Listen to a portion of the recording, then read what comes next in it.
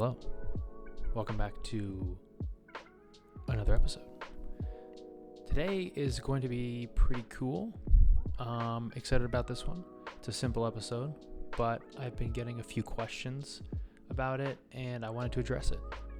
Because one, I know how to do it for the most part. And two, I'm also learning how to do this thing. And it's a hard thing to do, but if you do enough practice, it's pretty easy, or you get the hang of it. That thing is steaming milk. Yep, that's it. Let's get into it. Steaming milk is not the easiest thing if you don't have an espresso machine. If you don't have an espresso machine, it's pretty much impossible. I say pretty much because there might be something out there that I don't know about, but for the most part, I think you need an espresso machine to actually steam milk. You can froth milk with like one of those electric things. I've never used one, but that's a way to do it. But today we're talking about steaming milk. If you have an espresso machine, if you work at a coffee shop and you're just starting out and you're learning, or maybe you've been working at one for a while and you just want to get better and you want to actually make latte art, this video will help you. So I've been using an espresso machine at home for the past 6 months, maybe more. And it took me about a month to learn how to properly steam milk. And then it took me probably up until now to actually learn how to make consistent latte art with that milk. But the key to latte art is you have to have the correct milk at first. So it's not easy. It takes time, takes practice. So don't get discouraged. But in this episode, I'm going to quickly show you the fundamentals of how to do that. Let's go to the machine.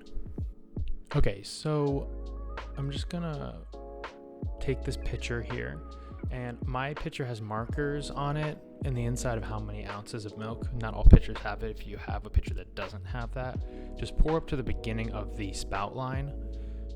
And then just go from there, just basing off of like how large your cup is. If it's like a 6-ounce cup, up to the spout line should be fine. For this one, we're gonna do a small cup. My smallest cup I have, it's kind of like a cortado sized.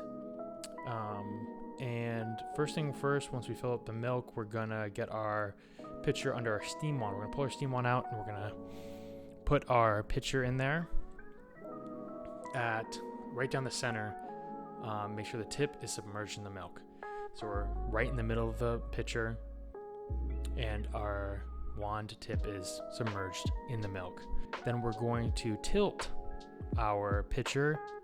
Either way, it doesn't matter. I do left so that the wand is on the left side of the pitcher. So I guess you're tilting the bottom of the pitcher to the right. And then so basically your wand tip is not quite on the far left edge, but it's like just off of it. And then from there, you're gonna basically, it should be in the back left. If you're following this, if you do the other side, it'll be the back right. So either back left or back right of the pitcher. Okay. And then the first thing you want to do is you're gonna want to crank on your steam full on your espresso machine, crank it full. This first step you're gonna do is inject air, but you need the wand tip to like be accessible to the air. So it's not quite half in, half out. It's like 3/4 under the milk, 1/4 outside the milk. So then you'll hear like a sound. It's like a sucking sound. So you're going to do that for about 4 to 5 seconds. And then once you do that, you're going to submerge the tip fully by bringing the pitcher up just slightly. And then you're going to want to create a whirlwind, kind of like a vortex it's called. And then basically that'll automatically do that if you have the wand tip in the back left or the back right. You'll see the milk starting to like swirl like that. That's how you know you're doing it right.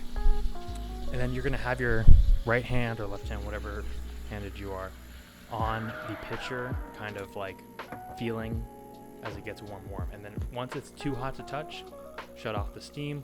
You're good to go. Tap it on the counter, give it a good swirl. and you should be good to go. So that's pretty much the logistics of it. That's the easy way of saying it. I know it's much harder than it sounds. I can just say that, and I've watched so many videos, but I feel like it took me a while because I thought there was only one way to do it. I thought, most people I was watching were doing it on the right, and I just, for some weird reason, my wand tip on the right, I just couldn't get a good steam and I couldn't get a good swirl vortex. And then I saw somebody do it on the left side, and I switched, and it like changed everything for me.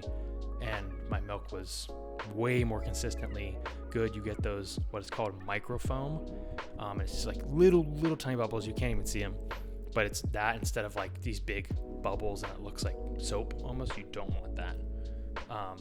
So yeah, that's how to properly steam milk.